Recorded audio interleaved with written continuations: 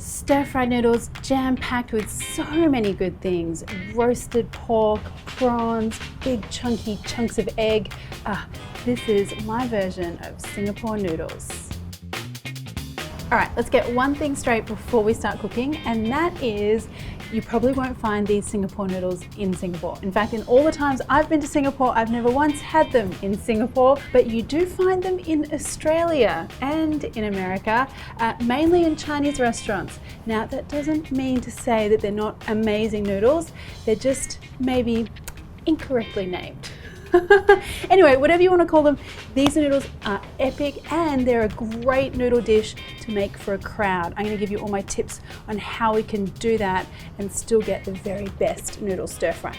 All right, so first up, let's make our barbecue pork. Now, if you live near a Chinatown in your city and you have access to some really good Chinese roast pork, please go ahead and grab that really good shortcut. But we're going to make a very quick version here.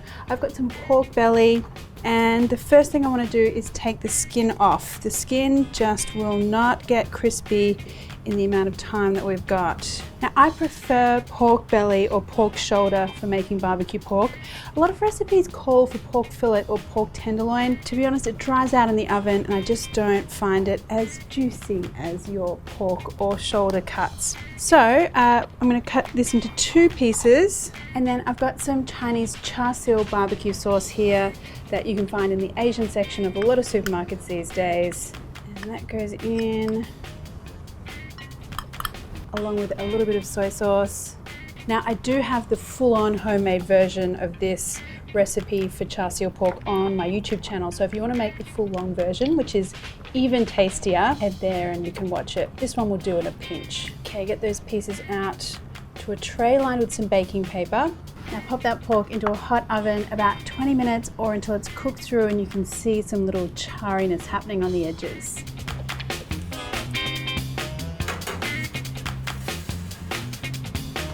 So while the pork is cooking, that gives us plenty of time to get the rest of our stir-fry ingredients ready. So first up, I've got some rice vermicelli noodles here.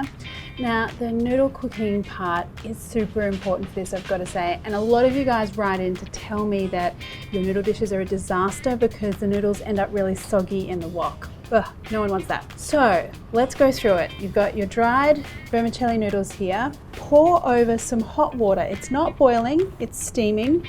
And we're not boiling it in some water on the stove, we're just soaking them. Now just agitate those noodles a little bit as they're soaking and just leave them 2-3 minutes. Keep checking every minute or so, and just as soon as they're tender, you want to get them out. So in the meantime, I'm going to chop some vegetables, and I'm going with a red capsicum for this one. Some sugar snap peas as well. Now you could leave these whole. I quite like to slice them up because you're generally going to be eating this with some chopsticks. I want everything to be like a little bite-sized piece. Now let's check our noodles, and literally in that short time it took me to chop those vegetables, these are done. Just drain them really well, put them into a bowl. And they should be cooked and tender, but they should in no way be sticky and soggy at this point. Now for the eggs, I want a lot of like chunky bits of egg in my noodles, so I'm going to do 4 eggs for this one.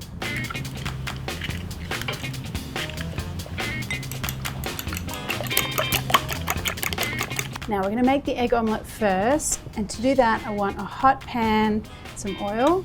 I'm doing this in a wok, which is a little trickier, so a non-stick frying pan is good as well if you're uncomfortable with doing this in a wok. And now, the trick to doing this is to spread the egg out using your spatula as it goes. Kind of need to do a bit of swirling as well. What I'm trying to do is even out that raw egg so I don't have big pools of eggs sitting anywhere. Now I always find this is a 2 spatula job. Okay, and now to flip it over, just be brave. Beautiful. I love that dark color in the center because it kind of gives everything a little bit of a smokiness in the finished dish. All right, that's looking very good indeed. Now just some nice chunks here. Okay, so this pork is smelling amazing. And now I just want some nice, sweet little chunks here.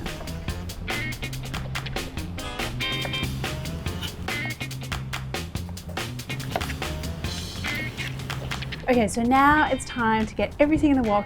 And the great thing about this is that usually when you're wok frying, you want to do smaller amounts. But I find with this recipe, it tends to work out with a slightly larger amount because almost everything is cooked and we're going to get the raw ingredients cooked first up so that they don't stew and become all mushy.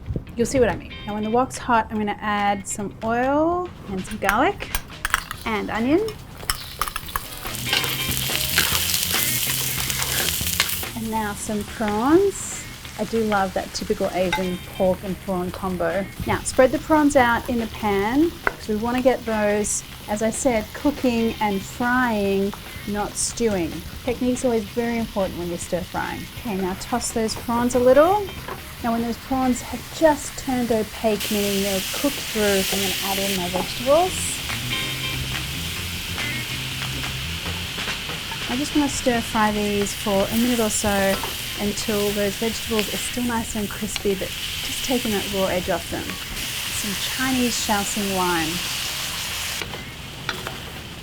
So now we've got all the ingredients that needed cooking, beautifully stir fried. They're not soggy, they're still nice and crispy, the prawns are just tender. So now I'm going to add in my cooked ingredients. Noodles, my egg and pork,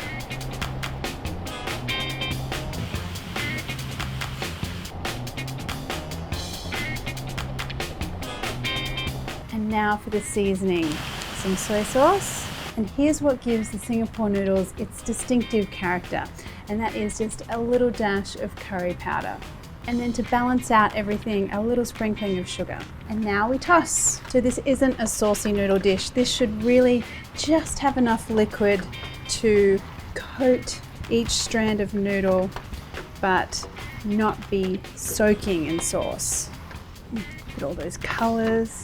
And you can see just how beautiful and light and separated all those noodles are.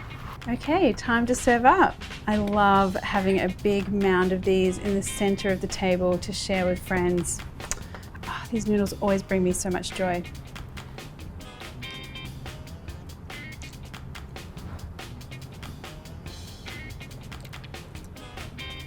So many beautiful flavors there. You've got that nice little hit of curry powder.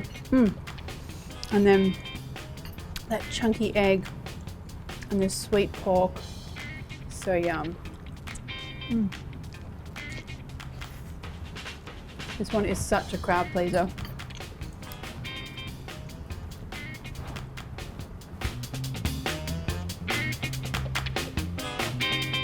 If you've got any comments or questions, pop them below. And if you enjoyed the video, why not hit that subscribe button plus the little bell one, and that way you'll get notified every time I release a new video. Thanks guys.